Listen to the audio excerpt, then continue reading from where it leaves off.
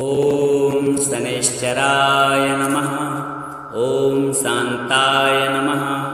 ॐ सर्वाभीष्टप्रदायिने नमः। ॐ शरण्याय नमः। ॐ वरेण्याय नमः। ॐ सर्वेशाय नमः। ॐ सौम्याय नमः। ॐ सुरवन्द्याय नमः। ॐ सुरलोकविहारिणे नमः। ॐ सुखासनोपविष्टाय नमः। ॐ सुन्दराय नमः। ॐ घनाय नमः। ॐ घनरूपाय नमः। ॐ घनाभरणधारिणे नमः। ॐ घनसारविलेपाय नमः। ॐ खद्योताय नमः। ॐ मन्दाय नमः। ॐ मन्दचेष्टाय नमः। ॐ महनीयगुणात्मने नमः। ॐ मर्त्यपावनपदाय नमः। ॐ महेशाय नमः। ॐ छायापुत्राय नमः। ॐ सर्वाय नमः। ॐ सत्तूणीरधारिणे नमः। ॐ चरस्थिरस्वभावाय नमः। ॐ अचञ्चलाय नमः। ॐ नीलवर्णाय नमः। ॐ नित्याय नमः। ॐ नीलाञ्जननिभाय नमः। ॐ नीलाम्बरविभूषणाय नमः। ॐ निश्चलाय नमः। ॐ वेद्याय नमः। ॐ विधिरूपाय नमः। ॐ विरोधाधारभूमये नमः। ॐ भेदास्पदस्वभावाय नमः। ॐ वज्रदेहाय नमः। ॐ वैराग्यदाय नमः। ॐ वीराय नमः। ॐ वीतरोगभयाय नमः। ॐ विपत्परम्परेशाय नमः। ॐ विश्ववन्द्याय नमः। ॐ गृध्नवाहाय नमः। ॐ गूढाय नमः। ॐ कूर्माङ्गाय नमः। ॐ कुरूपिणे नमः। ॐ कुत्सिताय नमः। ॐ गुणाढ्याय नमः। ॐ गोचराय नमः। ॐ अविद्यामूलनाशाय नमः। ॐ विद्यास्वरूपिणे नमः। ॐ आयुष्यकारणाय नमः। ॐ आपदुद्धर्त्रे नमः। ॐ विष्णुभक्ताय नमः। ॐ वसने नमः। ॐ विविधागमवेदिने नमः। ॐ विधिस्तुत्याय नमः। ॐ वन्द्याय नमः। ॐ विरूपाक्षाय नमः। ॐ वरिष्ठाय नमः। ॐ गरिष्ठाय नमः। ॐ वज्राङ्कुशधराय नमः। ॐ वरदाभयहस्ताय नमः। ॐ वामनाय नमः। ॐ ज्येष्ठापत्नीसमेताय नमः। ॐ श्रेष्ठाय नमः। ॐ मितभाषणे नमः। ॐ कष्टौघनाशकर्त्रे नमः। ॐ पुष्टिदाय नमः। ॐ स्तुत्याय नमः। ॐ स्तोत्रगम्याय नमः। ॐ भक्तिवत्स्याय नमः। ॐ भानवे नमः। ॐ भानुपुत्राय नमः। ॐ भव्याय नमः। ॐ पावनाय नमः। ॐ धनुर्मण्डलसंस्थाय नमः। ॐ धनदाय नमः। ॐ धनुस्मते नमः। ॐ तनुप्रकाशदेहाय नमः। ॐ तामसाय नमः। ॐ अशेषजनवन्द्याय नमः। ॐ विशेषफलदायिने नमः। ॐ वशीकृतजनेशाय नमः। ॐ पशूनां पतये नमः। ॐ खेचराय नमः। ॐ खगेशाय नमः। ॐ घननीलाम्बराय नमः। ॐ काठिन्यमानसाय नमः। ॐ आर्यगणस्तुत्याय नमः। ॐ नीलच्छत्राय नमः। ॐ नित्याय नमः। ॐ निर्गुणाय नमः। ॐ गुणात्मने नमः। ॐ निरामयाय नमः। ॐ निन्द्याय नमः। ॐ वन्दनीयाय नमः। ॐ धीराय नमः। ॐ दिव्यदेहाय नमः। ॐ दीनार्तिहरणाय नमः। ॐ दैत्यनाशकराय नमः। ॐ आर्यजनगण्याय नमः। ॐ क्रूराय नमः। ॐ क्रूरचेष्टाय नमः। ॐ कामक्रोधकराय नमः। ॐ कलत्रपुत्रशत्रुत्वकारणाय नमः। ॐ परिपोषितभक्ताय नमः। ॐ परभीतिहराय नमः। ॐ भक्तसङ्घमनोभीष्टफलदाय नमः। ॐ शनैश्चराय नमः। ॐ शान्ताय नमः। ॐ सर्वाभीष्टप्रदायिने नमः। ॐ शरण्याय नमः। ॐ वरेण्याय नमः। ॐ सर्वेशाय नमः। ॐ सौम्याय नमः। ॐ सुरवन्द्याय नमः। ॐ सुरलोकविहारिणे नमः। ॐ सुखासनोपविष्टाय नमः। ॐ सुन्दराय नमः। ॐ घनाय नमः। ॐ घनरूपाय नमः। ॐ घनाभरणधारिणे नमः। ॐ घनसारविलेपाय नमः। ॐ खद्योताय नमः।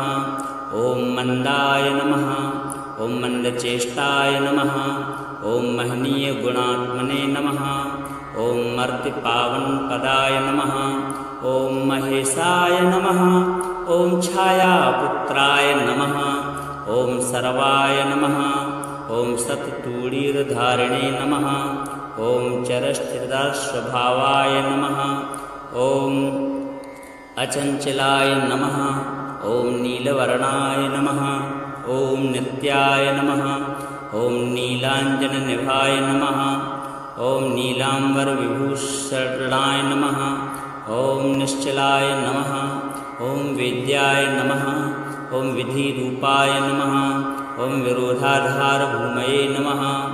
ॐ भेदास्पदस्वभावाय नमः। ॐ वैतृदेहाय नमः। ॐ वैराग्यदाय नमः। ॐ वीराय नमः। ॐ वीतरोगभयाय नमः। ॐ विपत्परम्परेशाय नमः। ॐ विश्ववन्द्याय नमः। ॐ गृध्नवाहाय नमः। ॐ गूढाय नमः। ॐ कूर्माङ्गाय नमः। ॐ कुरूपिणे नमः। ॐ कुत्सिताय नमः। ॐ गुणाढ्याय नमः। ॐ गोचराय नमः। ॐ अविद्यामूलनाशाय नमः। ॐ विद्यास्वरूपिणे नमः। ॐ आयुष्यकारणाय नमः। ॐ आपदुद्धर्त्रे नमः। ॐ विष्णुभक्ताय नमः। ॐ वसने नमः। ॐ विविधागमवेदिने नमः। ॐ विधिस्तुत्याय नमः।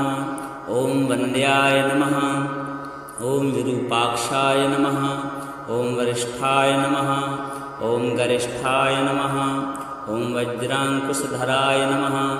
ॐ वरदाभयहस्ताय नमः। ॐ वामनाय नमः। ॐ ज्येष्ठापत्नीसमेताय नमः। ॐ श्रेष्ठाय नमः। ॐ मितभाषणे नमः। ॐ कष्टौघनाशकर्त्रे नमः। ॐ पुष्टिदाय नमः। ॐ स्तुत्याय नमः। ॐ स्तोत्रगम्याय नमः। ॐ भक्तिवत्स्याय नमः। ॐ भानवे नमः। ॐ भानुपुत्राय नमः। ॐ भव्याय नमः। ॐ पावनाय नमः। ॐ धनुर्मण्डलसंस्थाय नमः। ॐ धनदाय नमः। ॐ धनुष्मते नमः। ॐ तनुप्रकाशदेहाय नमः। ॐ तामसाय नमः। ॐ अशेषजनवन्द्याय नमः। ॐ विशेषफलदायिने नमः। ॐ वशीकृतजनेशाय नमः। ॐ पशूनां पतये नमः। ॐ खेचराय नमः। ॐ खगेशाय नमः। ॐ घननीलाम्बराय नमः। ॐ काठिन्यमानसाय नमः। ॐ आर्यगणस्तुत्याय नमः। ॐ नीलच्छत्राय नमः। ॐ नित्याय नमः। ॐ निर्गुणाय नमः। ॐ गुणात्मने नमः। ॐ निरामयाय नमः। ॐ निन्द्याय नमः। ॐ वन्दनीयाय नमः। ॐ धीराय नमः। ॐ दिव्यदेहाय नमः। ॐ दीनार्तिहरणाय नमः। ॐ दैत्यनाशकराय नमः। ॐ आर्यजनगण्याय नमः। ॐ क्रूराय नमः। ॐ क्रूरचेष्टाय नमः। ॐ कामक्रोधकराय नमः। ॐ कलत्रपुत्रशत्रुत्वकारणाय नमः। ॐ परिपोषितभक्ताय नमः। ॐ परभीतिहराय नमः। ॐ भक्तसङ्घमनोभीष्टफलदाय नमः। ॐ शनैश्चराय नमः। ॐ शान्ताय नमः। ॐ सर्वाभीष्टप्रदायिने नमः। ॐ शरण्याय नमः। ॐ वरेण्याय नमः। ॐ सर्वेशाय नमः। ॐ सौम्याय नमः। ॐ सुरवन्द्याय नमः। ॐ सुरलोकविहारिणे नमः। ॐ सुखासनोपविष्टाय नमः। ॐ सुन्दराय नमः। ॐ घनाय नमः। ॐ घनरूपाय नमः। ॐ घनाभरणधारिणे नमः। ॐ घनसारविलेपाय नमः। ॐ खद्योताय नमः। ॐ मन्दाय नमः। ॐ मन्दचेष्टाय नमः। ॐ महनीयगुणात्मने नमः। ॐ मर्त्यपावनपदाय नमः। ॐ महेशाय नमः। ॐ छायापुत्राय नमः। ॐ सर्वाय नमः। ॐ सत्तूणीरधारिणे नमः। ॐ चरस्थिरस्वभावाय नमः। ॐ अचञ्चलाय नमः। ॐ नीलवर्णाय नमः। ॐ नित्याय नमः। ॐ नीलाञ्जननिभाय नमः। ॐ नीलाम्बरविभूषणाय नमः। ॐ निश्चलाय नमः। ॐ वेद्याय नमः। ॐ विधिरूपाय नमः। ॐ विरोधाधारभूमये नमः। ॐ भेदास्पदस्वभावाय नमः। ॐ वज्रदेहाय नमः। ॐ वैराग्यदाय नमः। ॐ वीराय नमः। ॐ वीतरोगभयाय नमः। ॐ विपत्परम्परेशाय नमः। ॐ विश्ववन्द्याय नमः। ॐ गृध्नवाहाय नमः। ॐ गूढाय नमः। ॐ कूर्माङ्गाय नमः। ॐ कुरूपिणे नमः। ॐ कुत्सिताय नमः। ॐ गुणाढ्याय नमः। ॐ गोचराय नमः। ॐ अविद्यामूलनाशाय नमः। ॐ विद्यास्वरूपिणे नमः। ॐ आयुष्यकारणाय नमः। ॐ आपदुद्धर्त्रे नमः। ॐ विष्णुभक्ताय नमः। ॐ वसने नमः। ॐ विविधागमवेदिने नमः। ॐ विधिस्तुत्याय नमः।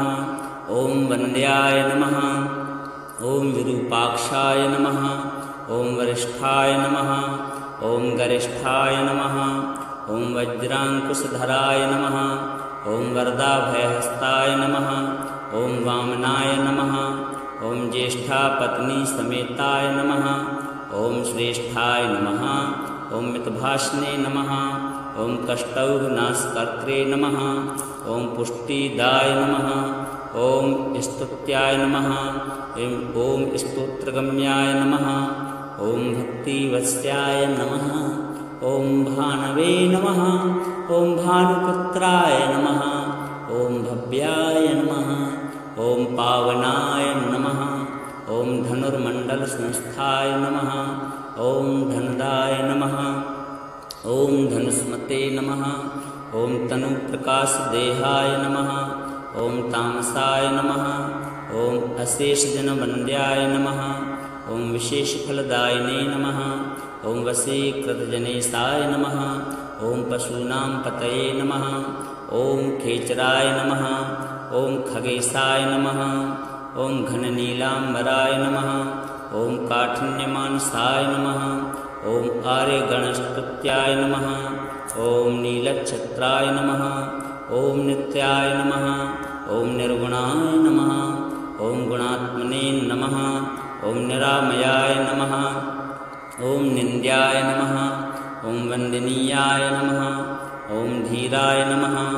ॐ दिव्यदेहाय नमः। ॐ दीनार्तिहरणाय नमः। ॐ दैत्यनाशकराय नमः। ॐ आर्यजनगण्याय नमः। ॐ क्रूराय नमः। ॐ क्रूरचेष्टाय नमः। ॐ कामक्रोधकराय नमः। ॐ कलत्रपुत्रशत्रुत्वकारणाय नमः। ॐ परिपोषितभक्ताय नमः। ॐ परभीतिहराय नमः। ॐ भक्तसङ्घमनोभीष्टफलदाय नमः। ॐ शनैश्चराय नमः।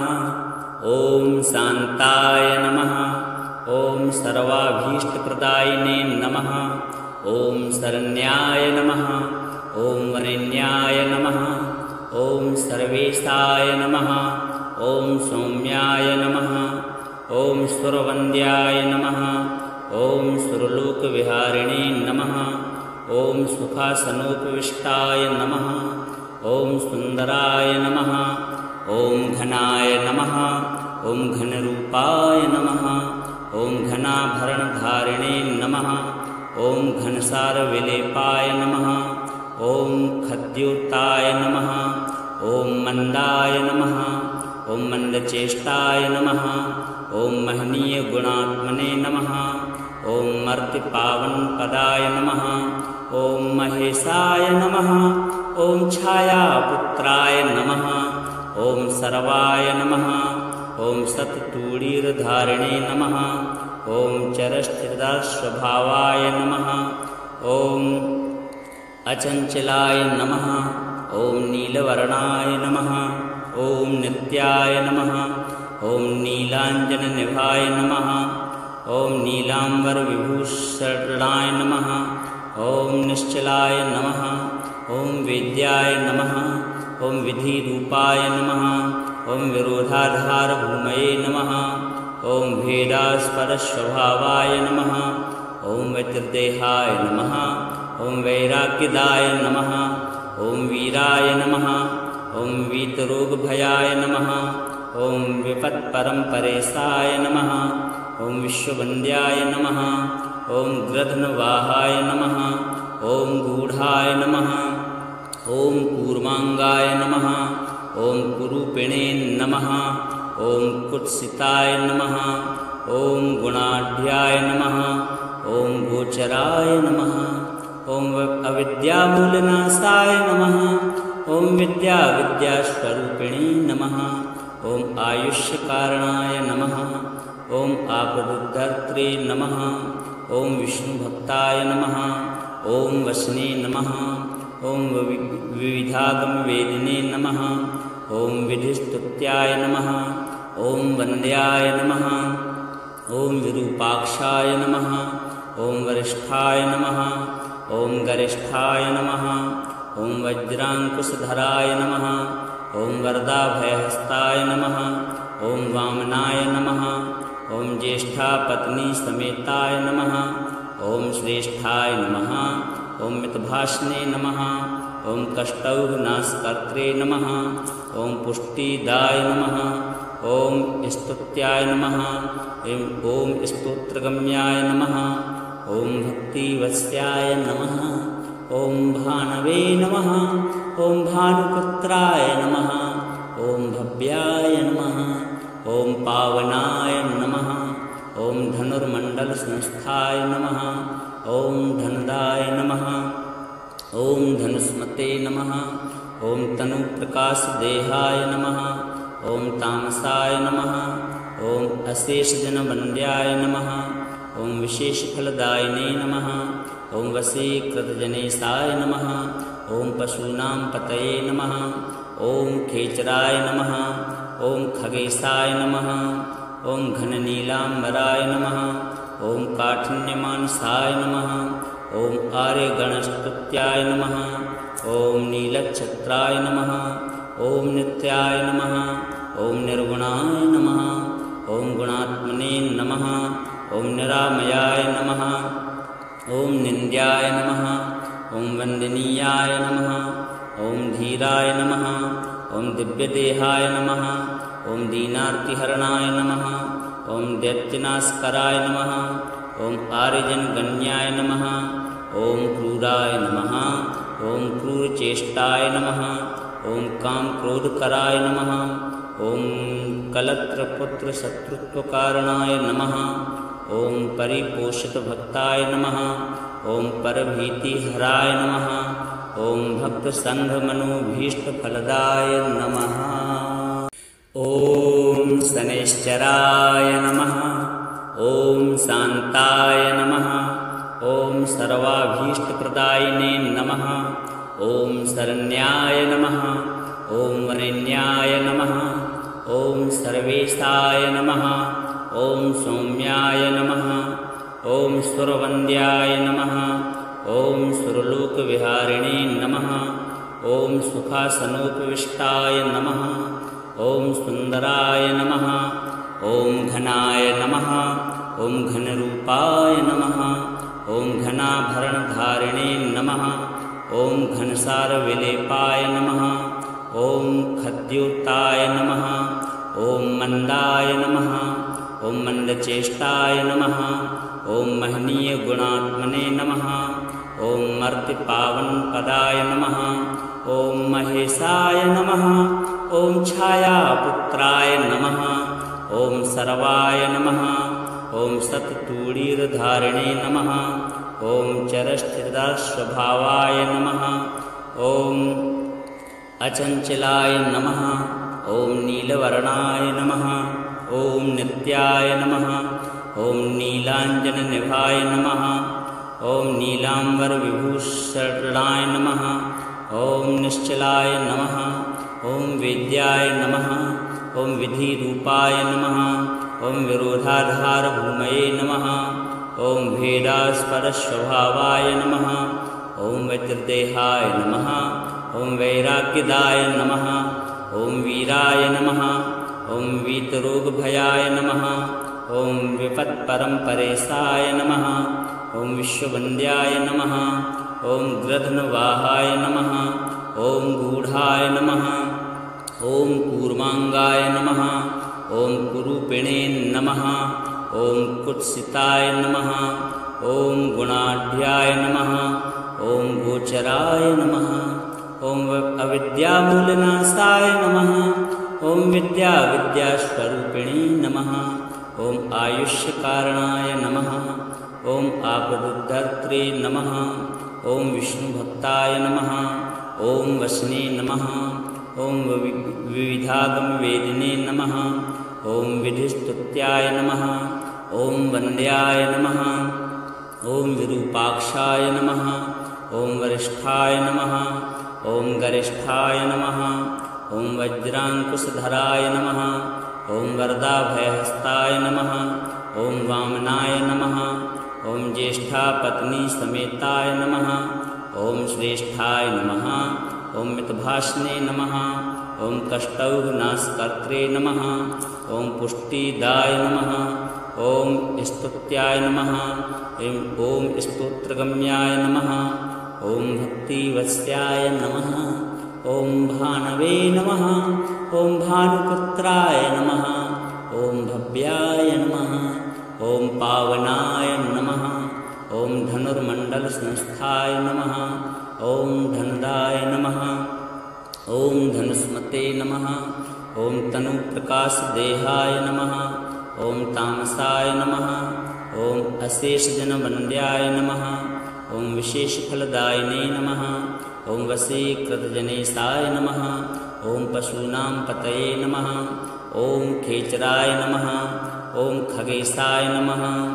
ॐ घननीलाम्बराय नमः ॐ काठिन्यमानसाय नमः ॐ आर्यगणस्तुत्याय नमः ॐ नीलच्छत्राय नमः ॐ नित्याय नमः ॐ निर्गुणाय नमः ॐ गुणात्मने नमः ॐ निरामयाय नमः ॐ निन्द्याय नमः ॐ वन्दनीयाय नमः ॐ धीराय नमः ॐ दिव्यदेहाय नमः ॐ दीनार्तिहरणाय नमः ॐ दैत्यनाशकराय नमः ॐ आर्यजनगण्याय नमः ॐ क्रूराय नमः ॐ क्रूरचेष्टाय नमः ॐ कामक्रोधकराय नमः ॐ कलत्रपुत्रशत्रुत्वकारणाय नमः ॐ परिपोषितभक्ताय नमः ॐ परभीतिहराय नमः ॐ भक्तसङ्घमनोभीष्टफलदाय नमः।